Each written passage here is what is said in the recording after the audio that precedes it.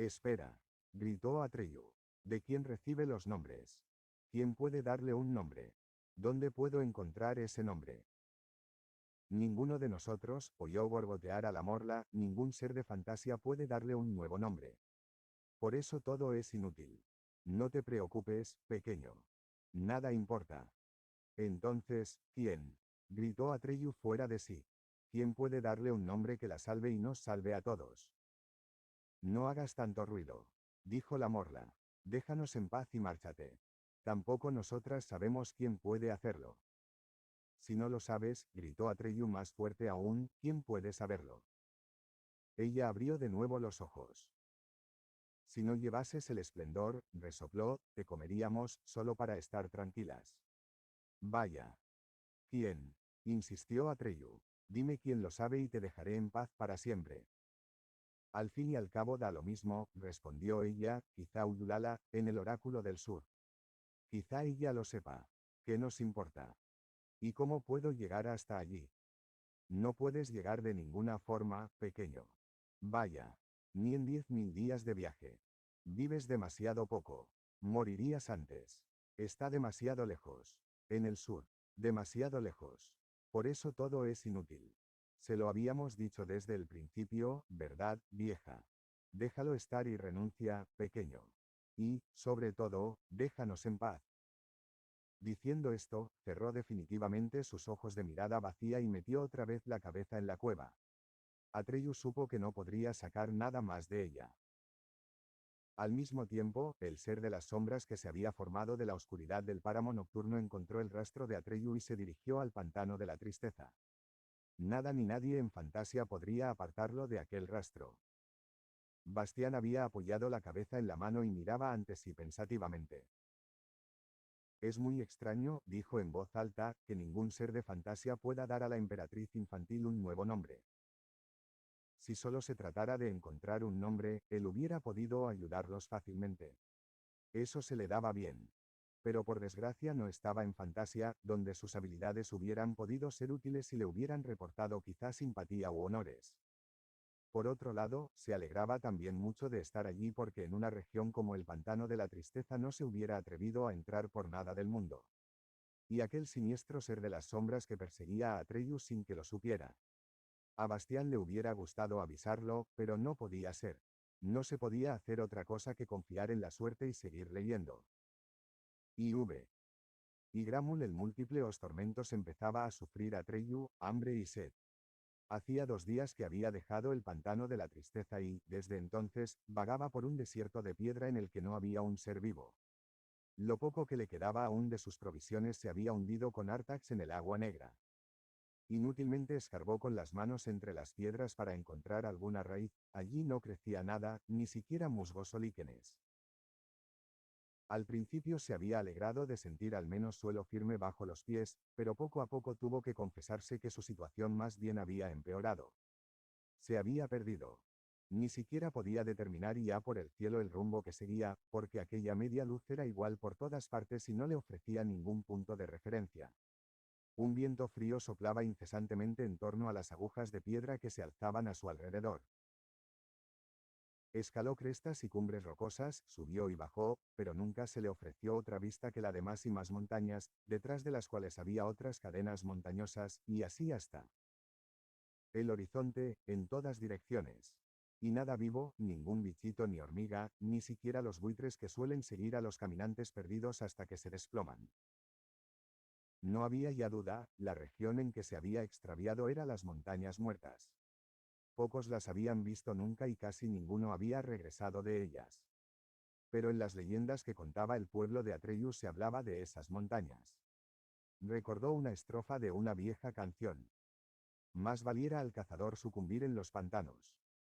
Porque en las montañas muertas, en el abismo profundo, habita Igramul el múltiple, el horror de los horrores. Aunque Atreyu hubiera sabido en qué dirección ir para regresar, no le hubiera sido posible hacerlo. Se había adentrado ya demasiado. Si se hubiera tratado solo de él, quizás se hubiera dejado caer simplemente en alguna oquedad de la roca para esperar la muerte, como solían hacer los cazadores de su pueblo en esos casos. Sin embargo, estaba en la gran búsqueda y se encontraba en juego la vida de la emperatriz infantil y de toda Fantasia. No podía darse por vencido. Por eso siguió subiendo y bajando montañas, dándose cuenta a veces de que, desde hacía mucho rato, caminaba como un sonámbulo mientras su mente vagaba por otros lugares y regresaba solo de mala gana. Bastián se estremeció. El reloj de la torre dio la 1. Por hoy, las clases habían terminado. Escuchó el ruido y los gritos de los niños que, abajo, salían de las aulas y corrían por los pasillos. Se oyó en las escaleras el estrépito de muchos pies. Luego, durante un rato, subieron aún desde la calle gritos diversos. Y finalmente el silencio se extendió por todo el colegio. Aquel silencio cubrió el ánimo de Bastián como un manto pesado y sofocante que amenazaba asfixiarlo. Desde ahora estaría solito en el gran colegio. Todo el día, la noche siguiente, quién sabe cuánto tiempo. A partir de ahora, la cosa iba en serio. Los otros se iban a casa para comer. También Bastián tenía hambre y sentía frío, a pesar de las mantas militares que se había echado por los hombros. De pronto perdió del todo el valor, y todo su plan le pareció completamente disparatado y absurdo. Quería irse a casa, ahora, enseguida. Todavía era tiempo. Su padre no podía haber notado nada aún. Bastián no necesitaba decirle siquiera que se había fumado el colegio. Naturalmente, alguna vez lo sabría, pero hasta entonces pasaría tiempo. El asunto del libro robado. Sí, también tendría que confesarlo alguna vez. Su padre lo encajaría en fin de cuentas lo mismo que había encajado todas las decepciones que Bastián le había causado. No había razón para tenerle miedo. Probablemente, iría a ver al señor Coreander sin decir nada y lo arreglaría todo. Bastián cogía ya el libro de color cobre para meterlo en la cartera, pero se detuvo. No, dijo de pronto en voz alta, en el silencio del desván. Atreyu no renunciaría tan rápidamente, solo porque las cosas fueran un poco difíciles. Lo que he empezado tengo que acabarlo. He ido ya demasiado lejos para volverme atrás. Solo puedo seguir adelante, pase lo que pase. Se sintió muy solo y, sin embargo, en ese sentimiento había también algo así como orgullo, orgullo de haber sido fuerte y no haber renunciado a su intento. Después de todo, se parecía un poquitín a Atreyu. Había llegado el momento en que Atreyu no podía realmente seguir adelante. Ante él se abría el abismo profundo. El espanto grandioso de aquella vista no puede describirse con palabras. A través de la región de las montañas muertas, la tierra se abría en una brecha que tendría quizá media milla de anchura. Su profundidad no podía determinarse. Atreyu estaba al borde de un saliente rocoso y miró hacia abajo, a las tinieblas, que parecían llegar hasta el fondo mismo de la tierra. Cogió una piedra del tamaño de su cabeza que había cerca y la lanzó tan lejos como pudo. La piedra cayó, cayó y cayó hasta que se la tragó la oscuridad. Atreyu escuchó pero, aunque esperó largo tiempo, el ruido del impacto no llegó a sus oídos. Y entonces hizo lo único que podía hacer, comenzó a andar por el borde del abismo profundo. Sin embargo, estaba preparado para hacer frente en cualquier momento a aquel horror de los horrores del que hablaba la vieja canción. No sabía de qué clase de criatura podía tratarse, solo sabía que se llamaba Igramul. El abismo profundo discurría en línea quebrada a través del desierto de montañas y, naturalmente, en su borde no había ningún camino, sino que también allí se alzaban torres de piedra que Atreyu tenía que escalar y que, a veces, vacilaban peligrosamente bajo sus pies, se atravesaban en su camino gigantescos peñascos que tenía que rodear trabajosamente, o había pendientes de piedras sueltas que se precipitaban hacia la brecha, poniéndose en movimiento cuando él atravesaba. Más de una vez estuvo a punto de despeñarse. Si hubiera sabido que un perseguidor seguía sus huellas aproximándose de hora en hora, quizás se hubiera dejado arrastrar a hacer algo irreflexivo que, en aquel camino difícil, hubiera podido costarle caro. Se trataba de aquel ser de las tinieblas que lo perseguía desde que salió. Entretanto, la figura del ser se había espesado tanto que podían distinguirse claramente sus contornos. Era un lobo, negro como la pez y grande como un buey. Con el hocico pegado al suelo, trotaba sobre la pista de Atreyu a través del desierto de piedra de las montañas muertas. Le sobresalía mucho la lengua de la boca y llevaba los belfos retraídos, de forma que podían verse sus terribles dientes. El olor fresco le decía que solo unas millas lo separaban de su víctima. y esa distancia disminuía sin cesar. Pero Atreyu nada sabía de su perseguidor y buscaba su camino cauta y lentamente. Cuando estaba en una estrecha caverna que atravesaba un macizo de roca como si fuera una especie de tubo curvado, oyó de pronto un estruendo que no se parecía a ningún ruido que hubiera oído jamás. Era un rugir y un bramar y un resonar y, al mismo tiempo, Atreyu sintió que toda la roca en que estaba se movía y oyó los bloques de piedra que, fuera, caían con estrépito por las laderas de la montaña. Esperó un poco para ver si cedía el terremoto o lo que fuera.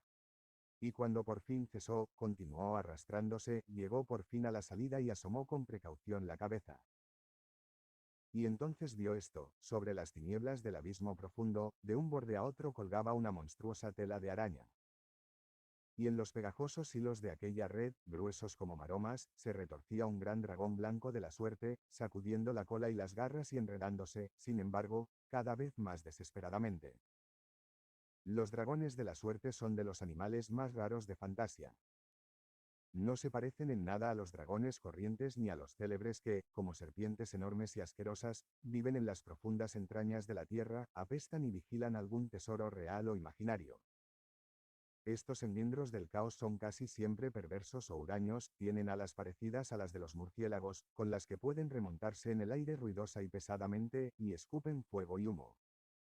En cambio, los dragones de la suerte son criaturas del aire y del buen tiempo, de una alegría desenfrenada y, a pesar de su colosal tamaño, ligeros como una nubecilla de verano.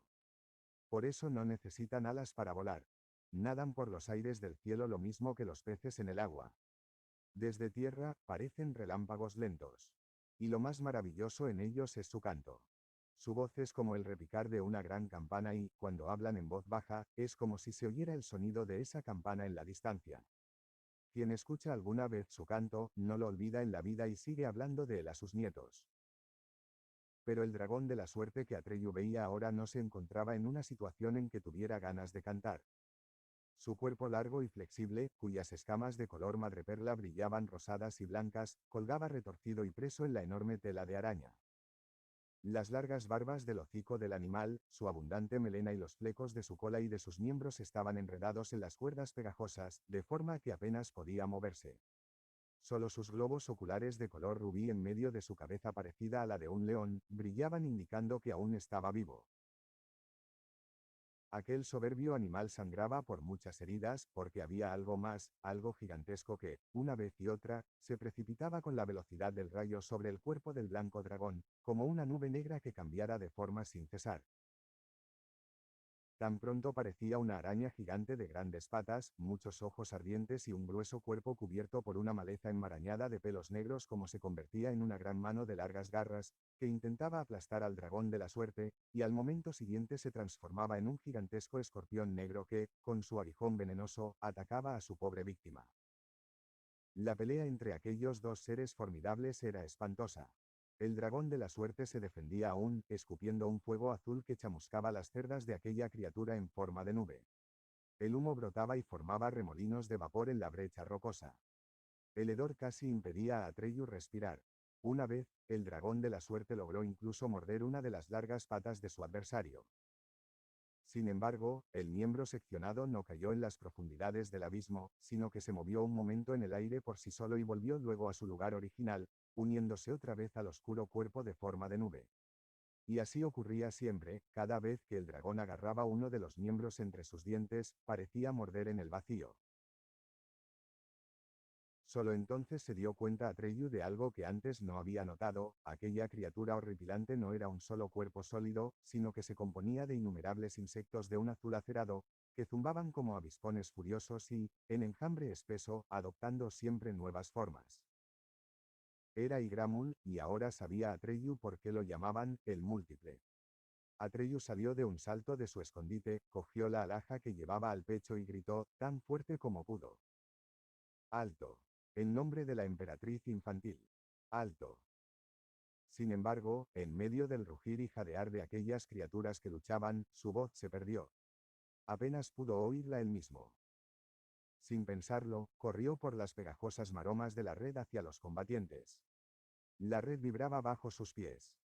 Perdió el equilibrio, cayó entre las mallas, se quedó colgando solo de las manos sobre la profundidad tenebrosa, logró subirse de nuevo, se quedó pegado, se libró otra vez y siguió adelante. Y Gramul se dio cuenta de pronto de que algo se le acercaba. Se dio la vuelta con la rapidez de un relámpago, y su aspecto era horrible. Ahora era solo un rostro gigantesco de color azul acerado, con un único ojo sobre la base de la nariz que, con su pupila vertical de una malignidad inimaginable, miraba fijamente a Atreyu. Bastián lanzó una pequeña exclamación de horror. Un grito de horror resonó en la garganta, rebotando de un lado a otro como un eco, y Gramul movió su ojo hacia la izquierda y la derecha para ver si llegaba algún otro, porque el muchacho que estaba ante él, como paralizado de espanto, no podía haber sido. Pero no había nadie más. ¿Habrá sido mi grito lo que ha oído?, pensó Bastián profundamente preocupado. No es posible. Y entonces oyó Atreyu la voz de Igramul. Era una voz muy aguda y un tanto ronca, que no concordaba en absoluto con su rostro gigantesco. Además, su boca no se movía al hablar. Era el zumbido de un enorme enjambre de avispones que formaba palabras. Un bípedo. Le oyó decir Atreyu. Después de tanto pasar hambre, 2 bocados exquisitos. Hoy es un día de suerte para Igramul. Atreyu tuvo que hacer acopio de todas sus fuerzas. Sostuvo el esplendor ante el único ojo del monstruo y le preguntó: ¿conocéis este siglo? Acércate, bípedo, zumbó el coro de muchas voces. Igramul no ve muy bien. Atreyu dio otro paso hacia el rostro. Igramul abría ahora la boca. En lugar de lengua, tenía innumerables antenas, pinzas y tentáculos. Más cerca. Zumbó el enjambre. Atreyu dio otro paso adelante, quedando tan cerca del rostro que ahora podía ver claramente los incontables seres distintos de color azul acerado que revoloteaban en confusión. Y, sin embargo, aquel horrible rostro permanecía totalmente inmóvil. Soy Atreyu, dijo, y cumplo una misión de la emperatriz infantil. En mal momento llegas, respondió el colérico zumbido tras una pausa. ¿Qué quieres de Igramul? Como ves, está muy ocupado. Quiero ese dragón de la suerte, respondió Atreyu. Dámelo. ¿Para qué lo quieres, bípedo Atreyu? He perdido mi caballo en el pantano de la tristeza. Tengo que ir al oráculo del sur, porque solo Uyulala puede decirme quién es capaz de dar un nuevo nombre a la emperatriz infantil. Si no recibe ese nombre, morirá y, con ella, toda fantasía. También vosotros, y Gramul, a quienes llaman el múltiple. Ah, llegó desde el rostro como un sonido prolongado. Esa es la razón de que haya esos lugares donde no queda nada. Sí, replicó Atreyu. Así que también vosotros lo sabéis, y Gramul. Sin embargo, el oráculo del sur está demasiado lejos para que yo pueda llegar a él en el tiempo que dure mi vida. Por eso os pido el dragón de la suerte. Si me lleva por los aires, quizá pueda llegar aún a mi destino. En el enjambre revoloteante que formaba el rostro se pudo oír algo que podía ser una risa ahogada de muchas voces. Te equivocas, bípedo Atreyu. Nada sabemos del oráculo del sur ni de Uyulala, pero sabemos que ese dragón no puede llevarte ya. E incluso aunque no estuviera herido, vuestro viaje duraría tanto que, entre tanto, la emperatriz infantil moriría de su enfermedad. No puedes medir tu búsqueda teniendo en cuenta tu vida, bípedo Atreyu, sino la suya. La mirada del ojo de pupila vertical era difícilmente soportable y Atreyu bajó la cabeza. Eso es cierto, dijo en voz baja. Además, siguió diciendo el rostro sin moverse, el dragón tiene ya en el cuerpo el veneno de Igramul. Como mucho, le queda una horita de vida. Entonces no hay esperanza, murmuró Atreyu, ni para él, ni para mí, ni tampoco para vosotros, Igramul. Bueno, zumbó la voz, al menos Igramul habrá comido bien otra vez. Pero no es nada seguro que se trate realmente de la última comida de Igramul. Él conoce un medio que te llevaría en un santiamén hasta el oráculo del sur. Que te guste o no, bípedo Atreyu, es otra cuestión. ¿Qué quieres decir? Es el secreto de Igramul. Pero también las criaturas del abismo tienen sus secretos, bípedo Atreyu. Igramul no lo ha revelado nunca hasta ahora. Y también tú debes jurar que nunca lo revelarás.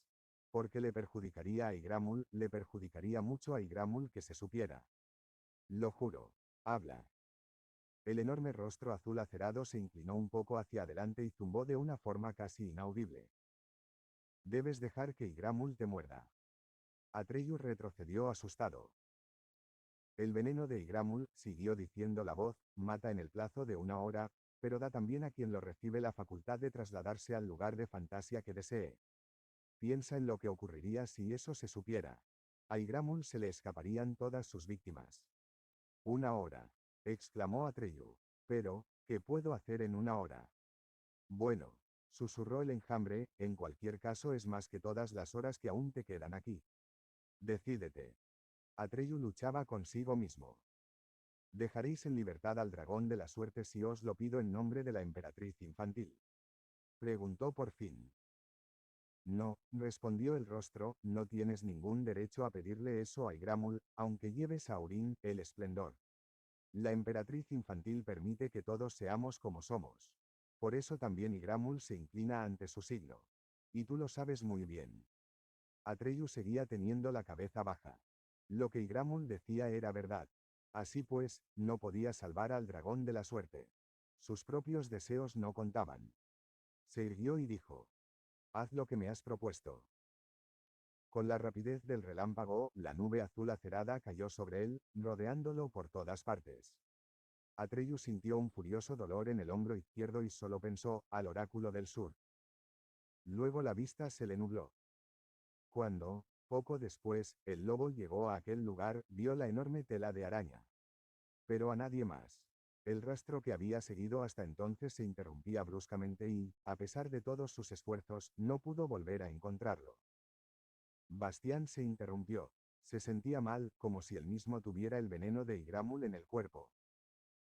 Gracias a Dios, dijo para sí en voz baja, que no estoy en fantasía. Esos monstruos, por suerte, no existen en la realidad. Al fin y al cabo, se trata solo de una historia. Pero, de verdad era solo una historia. ¿Cómo era posible entonces que Igramul, y probablemente también Atreyu, hubiera oído el grito de espanto de Bastián? Poco a poco, aquel libro empezaba a resultarle siniestro. V. Los dos colonos en cuanto volvió en sí, Atreyu, por un horrible segundo, tuvo la idea de que Igramul lo había engañado y estaba todavía en el desierto de piedra. Se incorporó con dificultad, y entonces vio que, efectivamente, estaba en una montaña desierta, pero en otra muy distinta. El terreno parecía componerse totalmente de grandes losas de piedra del color de la herrumbre, apiladas y amontonadas unas sobre otras, de modo que formaban toda clase de torres y pirámides. Entre ellas, pequeños arbustos y hierbas cubrían el suelo. Hacía un calor abrasador. El paisaje estaba envuelto en la luz de un sol deslumbrante, cegador. Atreyu se hizo sombra con la mano y vio a una distancia de 1 milla una puerta de piedra, de forma irregular, cuyo arco estaba formado por losas colocadas horizontalmente y que podría tener unos 100 pies de altura. Sería aquella la entrada del oráculo del sur. Hasta donde podía ver, detrás de la puerta no había más que una llanura infinita, no había edificios, ni templos, ni bosques. Nada que pareciera la sede de un oráculo. Mientras estaba pensando aún en lo que debía hacer, oyó de pronto una profunda voz de bronce. Atreyu. Y luego otra vez, Atreyu. Se volvió y vio venir, por detrás de una de las torres de piedra de color herrumbre, al dragón blanco de la suerte. Le manaba sangre de las heridas y estaba tan debilitado que solo con esfuerzo pudo arrastrarse hasta Atreyu. Sin embargo, guiñó alegremente uno de sus ojos de color rubí y dijo: no te extrañes demasiado de que esté aquí también, Atreyu. Es verdad que estaba paralizado cuando colgaba de la tela de araña, pero oí todo lo que te dijo Igramul. Y entonces pensé que también a mí me había mordido, ¿por qué no hacer uso igualmente del secreto que te había confiado? Y así fue como me escapé. Atreyu estaba radiante. Me resultó muy difícil dejarte con Igramul, dijo, pero, ¿qué podía hacer? Nada, respondió el dragón de la suerte. Sin embargo, me has salvado la vida. Aunque sea con algo de colaboración por mi parte. Y otra vez hizo un guiño, ahora con el otro ojo. Te he salvado la vida. Repitió Atreyu, por 1 hora, porque más no nos queda a ninguno de los dos. Siento el veneno de Igramul cada vez con más fuerza. No hay veneno sin contraveneno, respondió el dragón blanco. Ya verás cómo todo sale bien. No sé cómo, dijo Atreyu. Ni yo, contestó el dragón, pero eso es precisamente lo bueno. A partir de ahora todo te saldrá bien. Al fin y al cabo, soy un dragón de la suerte. Ni siquiera cuando colgaba de la red había perdido la esperanza. Y tenía razón, ya ves. Atreyu sonrió. Dime por qué has venido aquí. Y no has ido a otro lugar donde quizá podrías curarte mejor. Mi vida, si la quieres, te pertenece, dijo el dragón. Pensé que necesitarías una cabalgadura en tu gran búsqueda. Y ya verás, es muy distinto arrastrarse por ahí sobre dos piernas o, incluso, galopar sobre un buen caballo y surcar los aires sobre las espaldas de un dragón de la suerte. De acuerdo. De acuerdo, respondió Atreyu. Por cierto, añadió el dragón, me llamo Fujur. Está bien, Fujur, dijo Atreyu, pero mientras hablamos pasa el poco tiempo de que disponemos. Tengo que hacer algo, pero ¿qué? Tener suerte, respondió Fujur, ¿qué otra cosa si no? Sin embargo, Atreyu no lo oía ya. Se había desplomado y yacía inmóvil, envuelto en las blandas curvas del cuerpo del dragón. El veneno de Igramul hacía su efecto. Cuando Atreyu, quién sabe cuánto tiempo después, abrió de nuevo los ojos, no vio al principio más que un rostro muy extraño inclinado sobre el suyo. Era el rostro más apergaminado y arrugado que había visto nunca, pero solo tenía aproximadamente el tamaño de un puño. Era de color pardo oscuro como una manzana asada y los ojillos que había en él brillaban como estrellas. En la frente llevaba algo así como una cofia de hojas marchitas. Atreyu notó entonces que le ponían en los labios una pequeña copa. Medicina bonita, medicina buena, murmuraron los pequeños y arrugados labios de aquel rostro fruncido. Bebe, hijo, bebe. Te hará bien. Atreyu tomó un sorbo. Sabía raro, un poco dulce y, sin embargo, amargo.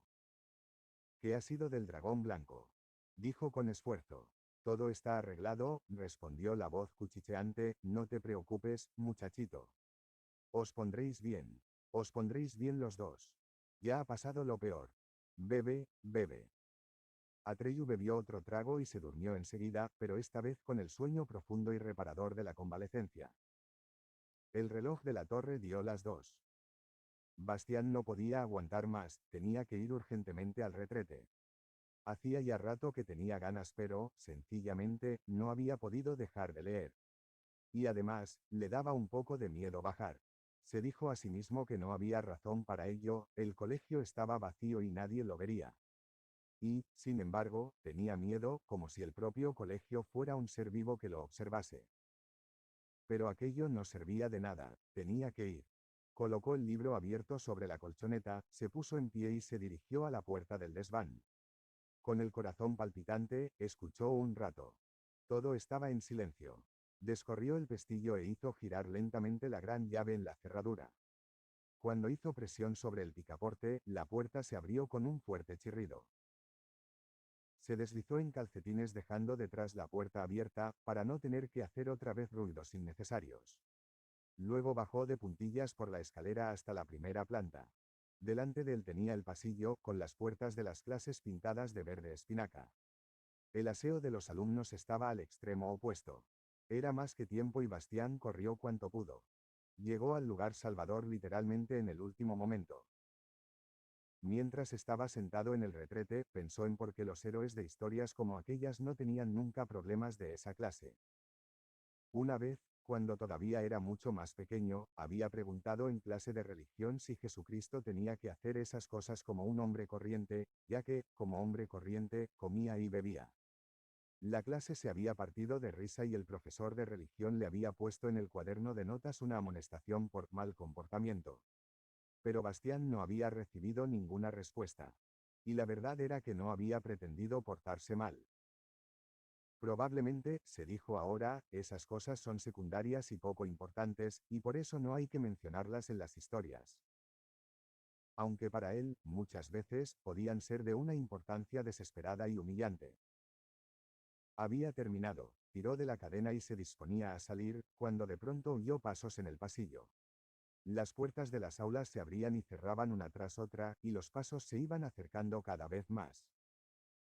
El corazón de Bastián latía con tanta fuerza que parecía querer salírsele del pecho. ¿Dónde podía esconderse? Se quedó como paralizado donde estaba. La puerta del retrete se abrió, pero por fortuna de forma que Bastián quedó tapado por ella. Entró el portero del colegio. Miró, uno tras otro, en los distintos retretes. Cuando llegó a aquel en que el agua corría todavía y se columpiaba la cadena, se quedó un momento desconcertado. Refunfuñó algo entre dientes, pero, cuando vio que el agua dejaba de correr, se encogió de hombros y salió. Sus pasos se perdieron en la escalera. Bastián no se había atrevido a respirar durante todo el tiempo y ahora lo hizo profundamente. Cuando quiso salir se dio cuenta de que las rodillas le temblaban. Con precaución y tan deprisa como pudo, se deslizó por el pasillo de puertas pintadas de verde espinaca, subió la escalera y volvió al desván. Solo cuando la puerta estuvo otra vez cerrada y atrancada se relajó. Con un profundo suspiro, se dejó caer otra vez en su lecho de colchonetas, se envolvió en las mantas militares y cogió el libro. Cuando Atreyu despertó de nuevo, se sintió totalmente descansado y fuerte. Se incorporó. Era de noche, la luna brillaba luminosa y vio que se encontraba en el mismo lugar en que se había desplomado junto al dragón blanco. También Fujur seguía allí, pero respiraba de una forma tranquila y profunda y parecía totalmente dormido. Todas sus heridas habían sido vendadas. Atreyu observó que también su propio hombro había sido curado del mismo modo, no con vendas sino con hierbas y fibras vegetales. A unos pasos solo había en la roca una pequeña gruta, por cuya entrada salía un resplandor amortiguado. Sin mover el brazo izquierdo, Atreyu se puso en pie con cuidado y se dirigió a la baja entrada de la cueva. Se inclinó y vio en el interior una estancia que parecía la cocina de un alquimista en miniatura. En segundo plano chisporroteaba en la chimenea una alegre hoguera. Por todas partes había crisoles, cacharros y botellas de formas extrañas. En una estantería había almacenados manojos de plantas secas de distintas especies. La mesita del centro y los demás muebles parecían hechos de raíces. En conjunto, la vivienda producía una impresión agradable. Solo al oír una tosecilla se dio cuenta Atreyu de que, en una butaca, delante de la chimenea, había un tipejo pequeñito. Llevaba en la cabeza una especie de gorro de madera de raíz, que parecía la cazoleta invertida de una pipa. Su rostro era del mismo color pardo oscuro y tan arrugado como el que Atreyu había visto inclinado sobre él la primera vez que se despertó. Sin embargo, tenía sobre la nariz unas gafas grandes y sus rasgos eran más duros y preocupados. El tipejo leía en un gran libro que tenía sobre las rodillas. Entonces apareció bamboleándose, procedente de otra habitación que había más atrás, una segunda figurita en la que Atreyu reconoció enseguida al ser que antes se le había aparecido. Únicamente entonces vio que se trataba de una mujercita. Además del gorro de hojas, llevaba, lo mismo que el hombrecillo del sillón situado junto a la chimenea, una especie de hábito de monje, que parecía hecho también de hojas marchitas. Tarareando contenta para sí, se frotó las manos y se ocupó luego de un caldero que colgaba sobre el hogar. Aquellos dos personajes eran apenas más altos que una pierna de Atreyu, medida de la planta del pie a la rodilla. Era evidente que los dos eran miembros de la muy ramificada familia de los gnomos, aunque de una clase poco frecuente. Mujer, rezongó el hombrecillo, quítate de la luz. No me dejas estudiar. Tú y tus estudios. Respondió la mujercita. ¿A quién le interesan? Lo que importa ahora es que se cueza mi elixir mágico. Esos dos de ahí afuera lo necesitan. Esos dos de ahí afuera, repuso el hombrecillo irritado, necesitarán mucho más de mi ayuda y mis consejos. Por mí, replicó la mujercita, pero solo cuando estén bien. Déjame sitio, viejo. El hombre, refunfuñando, se apartó un poco del fuego. Atreyu carraspeó para llamar la atención. La pareja de gnomos se volvió para mirarlo.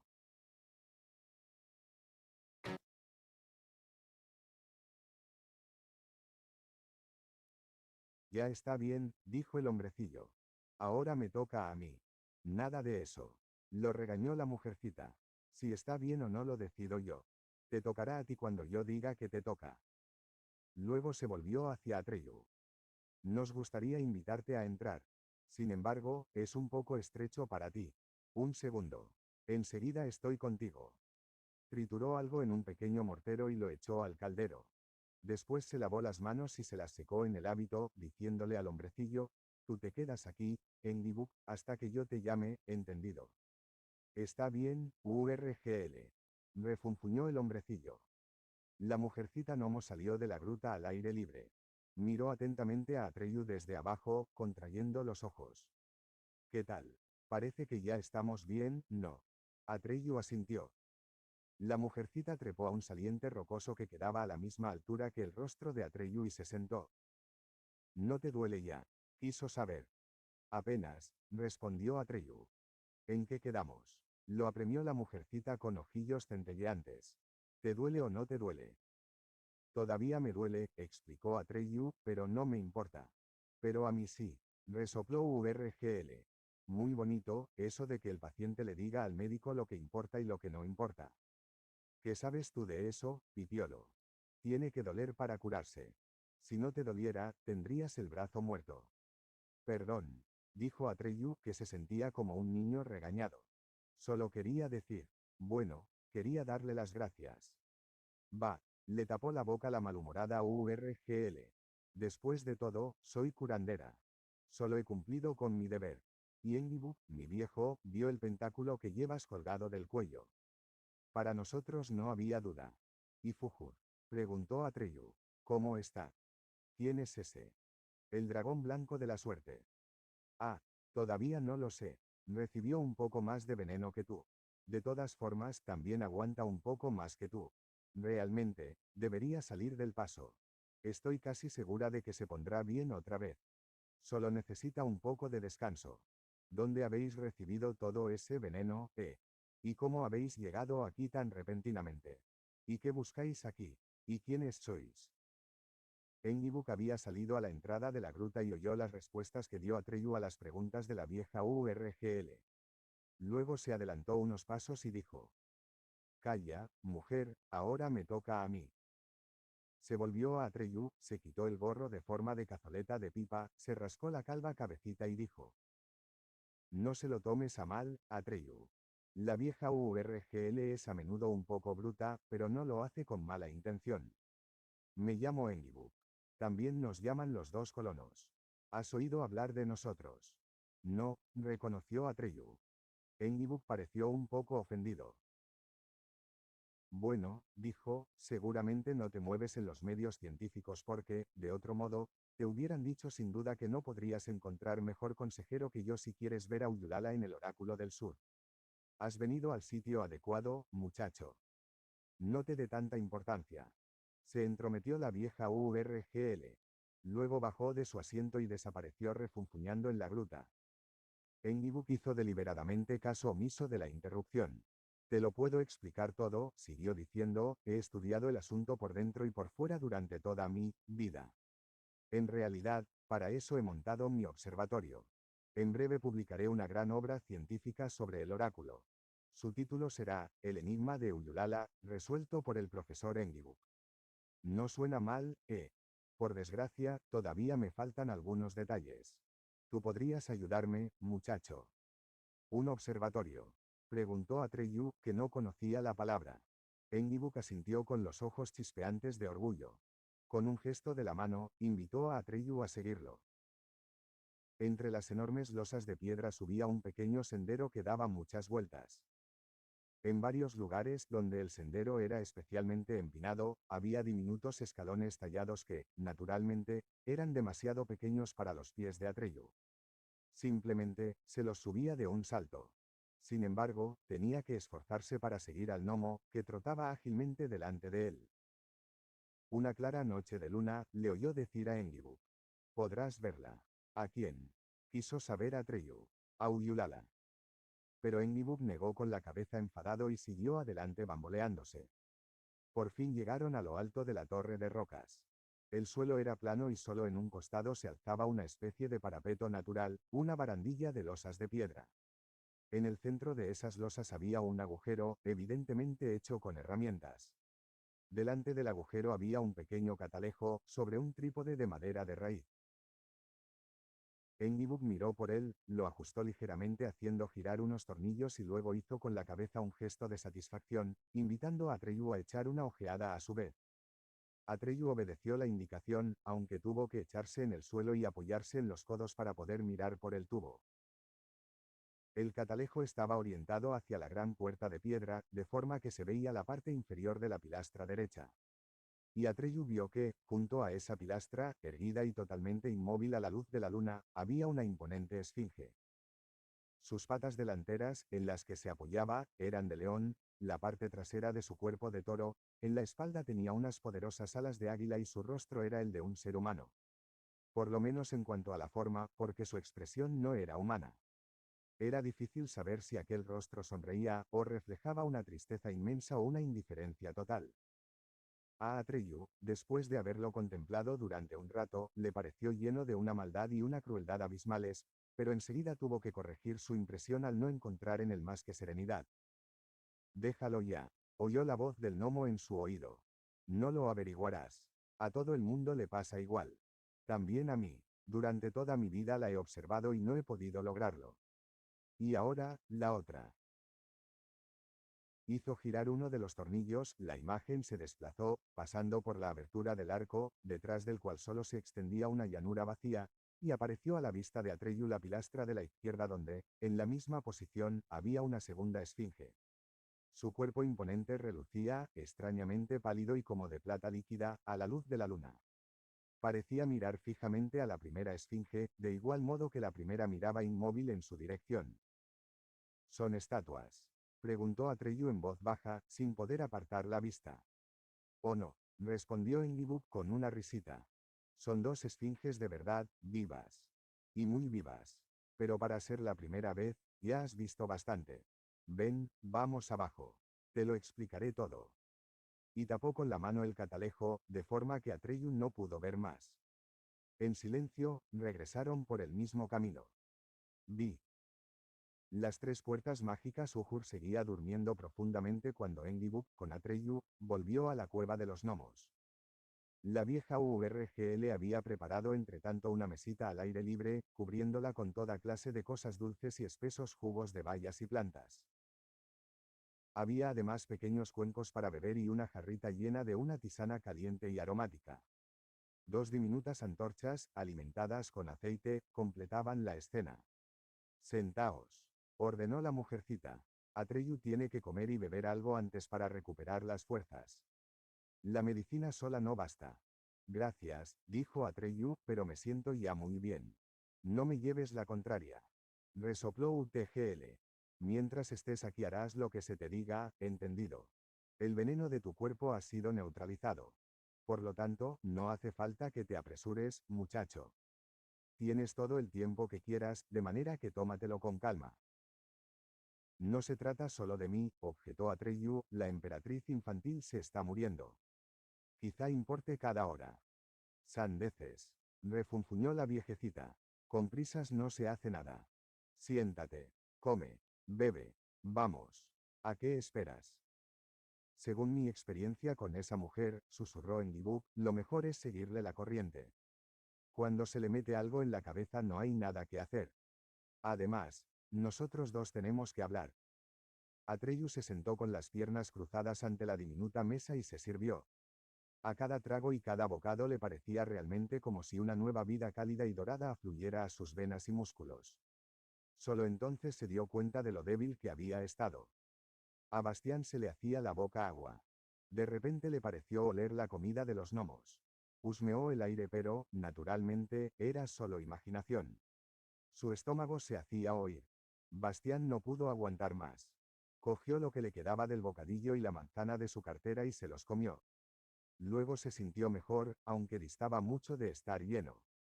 Entonces comprendió que aquella había sido su última comida. Esas palabras lo asustaron. Intentó no pensar más en ello. «¿De dónde sacas tantas cosas ricas?», le preguntó Atreyu a URGL. «Ay, hijito», dijo ella, «hay que ir muy lejos, lejísimos, para encontrar las hierbas y las plantas adecuadas. Pero él, ese cabezota de Enlil, quiere vivir precisamente aquí. A causa de sus importantes estudios. De dónde pueda venir la comida no le preocupa». «Mujer», respondió dignamente Enlil, «que sabes tú lo que es importante y lo que no lo es. Vete y déjanos hablar». URGL se metió lloriqueando en la pequeña cueva, donde se puso a armar mucho ruido con toda clase de cacharros.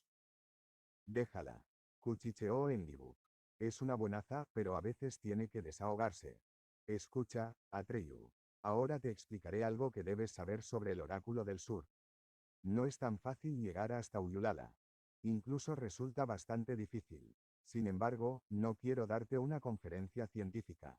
Quizás sea mejor que me hagas preguntas tú. Yo tengo tendencia a perderme en los detalles. De manera que pregunta. Está bien, dijo Atreyu, ¿quién o qué es Uyulala? Maldita sea. Rezongó Enlibuk fulminándolo indignado con la mirada. Haces preguntas tan directas como las de mi vieja. No puedes empezar por otra cosa. Atreyu reflexionó y preguntó luego. Esa gran puerta de piedra que me has enseñado con las esfinges. Es la entrada. Eso está mejor, respondió Enlibuk. Así haremos progresos. La puerta de piedra es la entrada, pero después hay otras dos puertas y solo detrás de la tercera vive Uyulala. Si es que puede decirse de ella que vive. ¿Tú has estado alguna vez con ella? ¿Pero qué te imaginas? Contestó Enlibuk, un poco contrariado otra vez.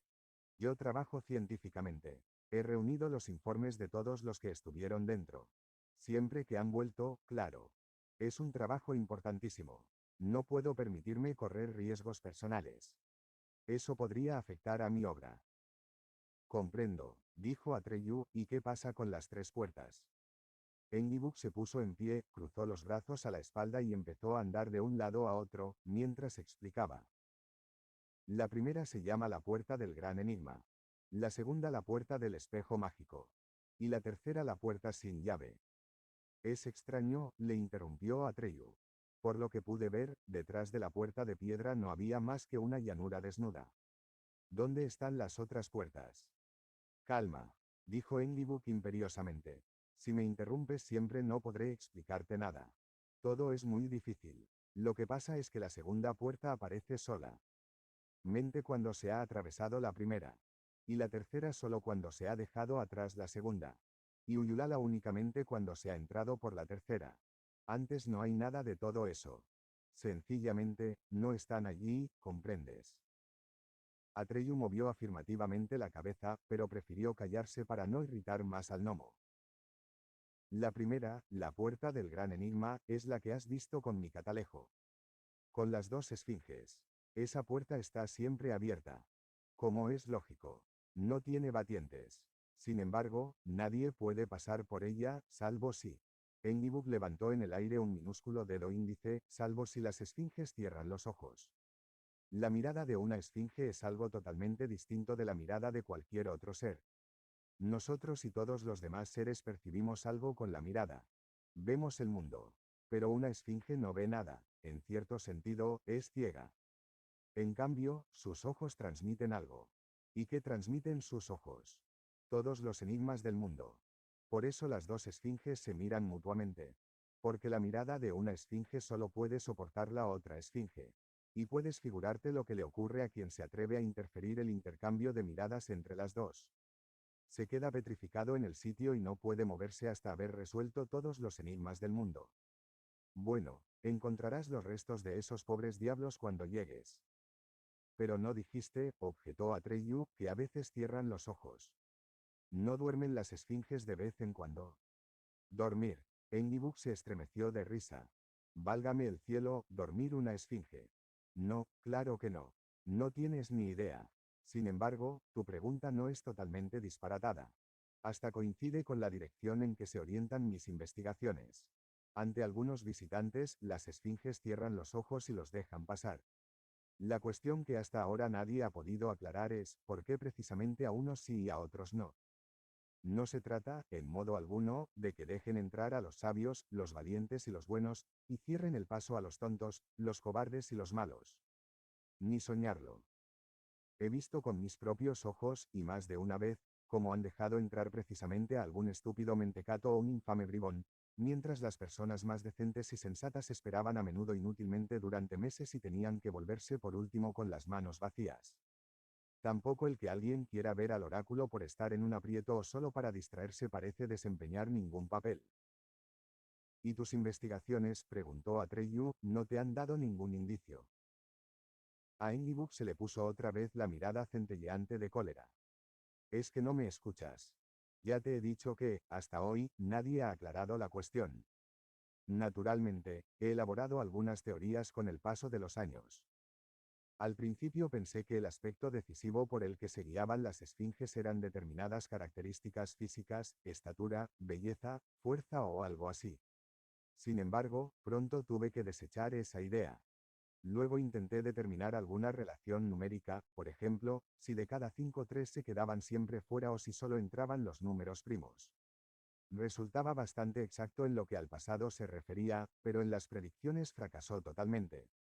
Ahora pienso que la decisión de las esfinges es totalmente casual y no tiene lógica alguna.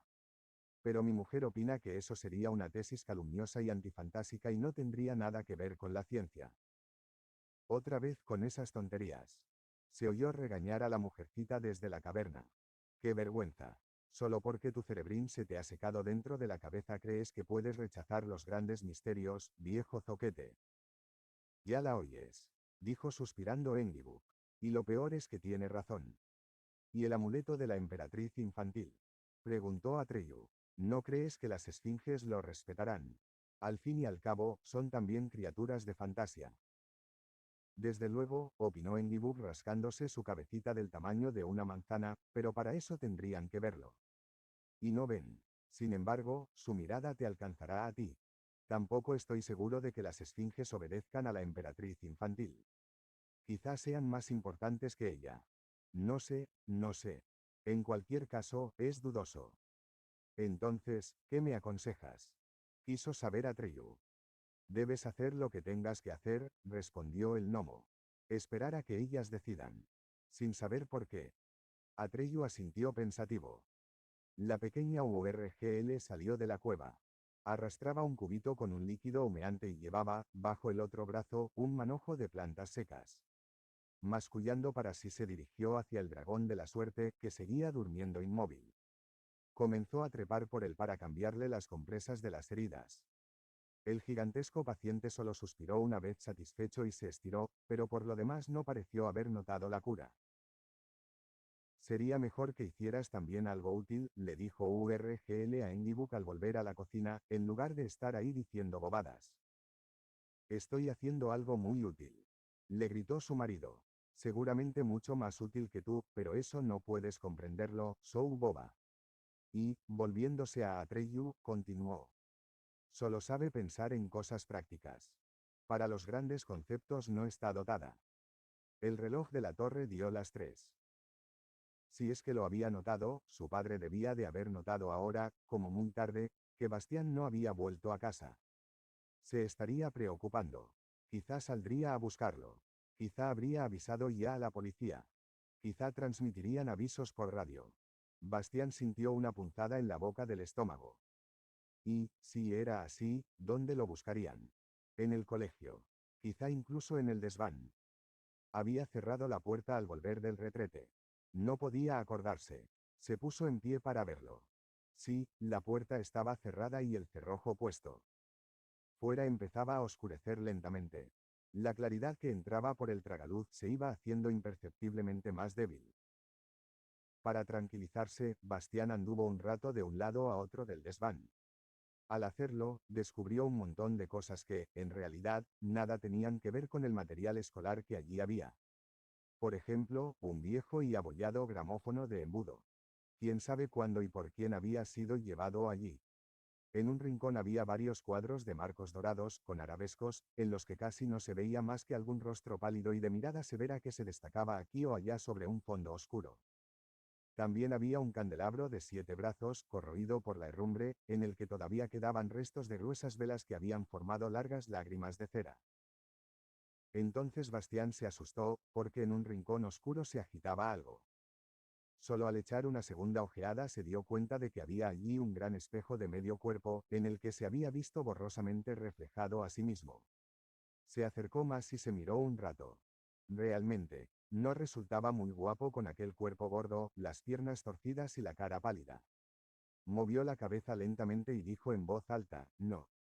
Luego volvió a su lecho de colchonetas. Ahora tenía que acercarse el libro a los ojos para poder leer. ¿Dónde estábamos? Preguntó Enguibuk. En la puerta del gran enigma, le recordó Atreyu. Exacto. Supongamos que has conseguido atravesarla. Entonces, y solo entonces, aparecerá ante ti la segunda puerta. La puerta del espejo mágico. Como ya te he dicho, no te puedo decir nada sobre ella que haya visto yo personalmente, sino lo que he podido sacar en limpio de los informes. Esa puerta está tanto abierta como cerrada. Parece un disparate, ¿no? Quizás sería mejor decir que no está cerrada ni abierta. Aunque resulta igual de disparatado. En pocas palabras, se trata de un gran espejo o de algo así, aunque no está hecho de cristal ni de metal. ¿De qué? Nadie ha podido decírmelo. En cualquier caso, cuando se está ante él, se ve uno a sí mismo. Pero no como en un espejo corriente, desde luego. No se ve el exterior, sino el verdadero interior de uno, tal como en realidad es. Quien quiera atravesarlo tiene que, por decirlo así, penetrar en sí mismo. De todas formas, opinó Atreyu, esa puerta del espejo mágico me parece más fácil de atravesar que la primera. Error, exclamó Enguibuk, empezando a andar otra vez excitado de un lado a otro. Craso error, amigo. He comprobado que precisamente los visitantes que se consideran especialmente intachables huyen gritando del monstruo que los mira irónicamente desde el espejo. A algunos tuvimos que tratarlos durante semanas antes de que estuvieran siquiera en condiciones de emprender el viaje de regreso. Tuvimos. Gruñó URGL, que pasaba precisamente por delante con otro cubito. Siempre nosotros. ¿A quién has tratado tú? Enguibuk se limitó a apartarla con un gesto. Otros, siguió exponiendo, no habían visto al parecer nada más horrible, pero tuvieron el valor de pasar sin embargo. Para otros fue menos espantoso, pero todos tuvieron que vencerse a sí mismos. No se puede decir nada que valga para todos los casos. Para cada uno es diferente. Bueno, dijo Atreyu, pero por lo menos se puede atravesar ese espejo mágico. Se puede, confirmó el gnomo, naturalmente que se puede. Si no, no habría puerta. Lógico, no. También se la podría rodear, opinó Atreyu. O no. También, repitió Enguibuk. Evidentemente, se puede. Lo que pasa es que entonces no hay nada detrás. La tercera puerta solo aparece cuando se ha atravesado la segunda. ¿Cuántas veces tengo que decírtelo? ¿Y qué pasa con la tercera puerta? Ahí las cosas se ponen realmente difíciles. La puerta sin llave, efectivamente, está cerrada. Simplemente cerrada. Y eso es todo. No tiene picaporte, ni pomo, ni ojo de cerradura, nada. Mi teoría es que la única hoja de esa puerta, que cierra sin junturas, está hecha de selén fantásico. Seguramente sabes que no hay nada que pueda destruir, doblar o disolver el selén de fantasía. Es absolutamente indestructible. Entonces, no se puede entrar por esa puerta. Poco a poco, muchacho. Ha habido personas que han entrado y han hablado con Uyulala, no. Por lo tanto, se puede abrir la puerta. ¿Pero cómo? Escucha. El selén de fantasía reacciona a nuestra voluntad. Es precisamente nuestra voluntad la que lo hace tan resistente. Cuanto más se quiere entrar, tanto más se cierra la puerta. Pero cuando alguien logra olvidar sus intenciones y no querer nada, la puerta se abre sola ante él. Atreyu bajó la mirada y dijo en voz baja. Si eso es verdad, ¿cómo podré entrar yo? ¿Cómo podría no quererlo? Enguibuk asintió suspirando. Ya te lo dije, la puerta sin llave es la más difícil. Y si a pesar de todo lo lograse, prosiguió Atreyu, llegaría al oráculo del sur. Sí, dijo el gnomo. Y podría hablar con Uyulala. Sí, dijo el gnomo. ¿Y quién o qué es Uyulala? Ni idea, dijo el gnomo, y sus ojos centellearon furiosos. Ninguno de los que estuvieron con ella me lo ha querido decir. ¿Cómo puede uno acabar su obra científica si todos se rodean de un silencio misterioso, Es para tirarse de los pelos. Si se tienen. Si llegas hasta ella, Atreyu, me lo dirás por fin. Lo harás. Me muero de ganas de saberlo y nadie quiere ayudarme. Por favor, prométeme que tú me lo dirás. Atreyu se puso en pie y miró a la puerta del gran enigma, que se alzaba a la clara luz de la luna. No puedo prometértelo, Enguibuk, dijo suavemente, aunque me gustaría demostrarte mi agradecimiento. Pero si nadie te ha dicho quién o qué es Uyulala, debe de haber alguna razón para ello. Y antes de conocerla no puedo decidir si debe saberlo alguien que no haya estado allí personalmente. Entonces vete, gritó el gnomo, despidiendo literalmente chispas por los ojos. Lo único que se cosecha es ingratitud. Uno dedica su vida entera a investigar un secreto de interés general. Pero nadie lo ayuda. No hubiera debido ocuparme de ti. Diciendo esto, se metió corriendo en la pequeña cueva, en cuyo interior se oyó el fuerte portazo de una puertecita. Urgl pasó junto a Atreyu, se rió sofocadamente y dijo: «No habla en serio, ese cabeza de chorlito. Lo que le pasa es que está otra vez terriblemente decepcionado por sus ridículas investigaciones. Le gustaría mucho ser quien resolviera el gran enigma. El famoso gnomo Engibu. No se lo tomes a mal». «No», dijo Atreyu, «dile por favor que le agradezco de todo corazón lo que ha hecho por mí. Y también a ti te doy las gracias. Si puedo le diré el secreto. En el caso de que vuelva». «Entonces, ¿vas a dejarnos?», preguntó la vieja Urgi. «Tengo que hacerlo», respondió Atreyu, «no puedo perder más tiempo. Iré ahora al oráculo. Adiós. Y, entre tanto, cuida de Fujur, el dragón de la suerte». Se volvió y se dirigió a la puerta del gran enigma. Urgl vio su figura erguida, con el manto ondulante, desaparecer entre las rocas. Corrió tras él y gritó: «Mucha suerte, Atreyu». Pero no supo si él la había oído. Mientras volvía a su pequeña caverna, con sus andares de pato, refunfuñó para sí: «La va a necesitar. Realmente, va a necesitar mucha suerte». Atreyu se había acercado hasta unos 50 pasos de la puerta de roca. Era mucho más enorme de lo que se había imaginado desde lejos. Detrás estaba la llanura totalmente yerma, que no ofrecía a la vista ningún apoyo, de forma que la mirada se precipitaba como en el vacío. Delante de la puerta y entre las dos pilastras, Atreyu vio innumerables calaveras y esqueletos. Restos de los más diversos habitantes de Fantasia que habían intentado atravesar la puerta y se habían quedado petrificados para siempre por la mirada de las esfinges. Pero no fue eso lo que hizo que Atreyu se inmovilizara. Lo que lo detuvo fue el aspecto de las esfinges. Atreyu había vivido mucho en su gran búsqueda, y había visto cosas magníficas y espantosas, pero hasta aquel momento no había sabido que ambas clases de cosas pueden unirse, que la belleza puede ser horrible.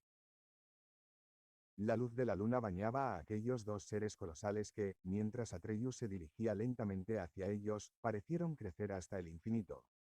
Le parecía como si sus cabezas llegaran hasta la luna, y la expresión con que se miraban mutuamente parecía cambiar con cada paso que él daba. A través de sus altos cuerpos y, sobre todo, a través de sus rostros de rasgos humanos, corrían y palpitaban corrientes de una fuerza terrible y desconocida, como si las esfinges no estuvieran simplemente allí, como está el mármol, sino que, a cada momento, estuvieran a punto de desaparecer y, al mismo tiempo, se crearan de nuevo a sí mismas. Y era como si, precisamente por eso, fueran mucho más reales que cualquier roca. Atreyu tuvo miedo. No era tanto miedo al peligro que lo amenazaba, era un miedo que procedía de sí mismo. Apenas pensaba en que, en el caso de que lo alcanzase la mirada de las esfinges, se quedaría para siempre hechizado y paralizado. No, era el miedo a lo incomprensible, a lo desmesuradamente grandioso, a la realidad de lo prepotente, lo que hacía sus piernas cada vez más pesadas, hasta que le pareció tenerlas de plomo frío y gris. Sin embargo, siguió adelante. No miró más hacia arriba. Mantuvo la cabeza baja y anduvo muy lentamente, paso a paso, hacia la puerta de roca. Y el peso del miedo que quería clavarlo al suelo fue cada vez más poderoso. Sin embargo, Atreyu siguió adelante. No sabía si las esfinges tenían los ojos cerrados o no. No podía perder tiempo. Tenía que arriesgarse a que le permitieran la entrada o aquel fuera el fin de su gran búsqueda. Y precisamente en el instante en que creía que toda su fuerza de voluntad no bastaría para impulsarlo a dar otro paso más, oyó el eco de ese paso en el interior de la puerta de roca. Y al mismo tiempo todo su miedo lo abandonó, tan total y absolutamente que se dio cuenta de que, a partir de entonces, nunca más tendría miedo, pasase lo que pasase. Levantó la cabeza y vio que tenía la puerta del gran enigma a sus espaldas. Las esfinges lo habían dejado pasar. Delante de él, a una distancia de unos 20 pasos, estaba ahora, donde antes solo se había visto la llanura vacía y sin fin, la puerta del espejo mágico. Era grande y redonda como una segunda media luna porque la verdadera seguía estando alta en el cielo y brillaba como plata pulida. Resultaba difícil creer que pudiera pasarse precisamente a través de aquella superficie de metal, pero Atreyu no titubeó un segundo. Contaba con que, como había descrito Enkidu, se le aparecería en el espejo alguna imagen espantosa de sí mismo, pero aquello, al haber dejado atrás todo miedo, le parecía sin importancia. No obstante, en lugar de una imagen aterradora vio algo con lo que no había contado en absoluto y que tampoco pudo comprender. Vio a un muchacho gordo de pálido rostro, aproximadamente de la misma edad que él, que, con las piernas cruzadas, se sentaba en un lecho de colchonetas y leía un libro. Estaba envuelto en unas mantas grises y desgarradas. Los ojos del muchacho eran grandes y parecían muy tristes. Detrás de él se divisaban algunos animales inmóviles a la luz del crepúsculo, un águila, una lechuza y un zorro, y un poco más lejos relucía algo que parecía un esqueleto blanco. No podía saberse con exactitud. Bastián tuvo un sobresalto al comprender lo que acababa de leer. Era él. La descripción coincidía en todos los detalles. El libro empezó a temblarle en las manos. Decididamente, la cosa estaba yendo demasiado lejos. No era posible que en un libro impreso pudiera decirse algo que solo se refería a aquel momento y a él. Cualquier otro leería lo mismo al llegar a ese lugar del libro. No podía ser más que una casualidad increíble. Aunque, sin duda, era una casualidad extrañísima. Bastián, se dijo a sí mismo en voz alta, estás como una cabra. Haz el favor de dominarte.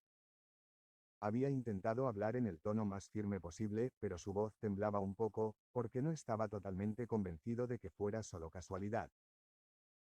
Imagínate, pensó, lo que ocurriría si en Fantasia supieran realmente algo de ti.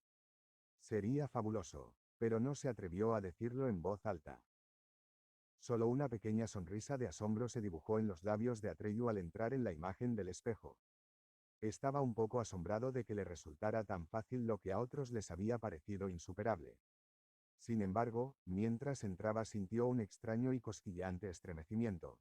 Y no sospechó lo que en realidad le había ocurrido.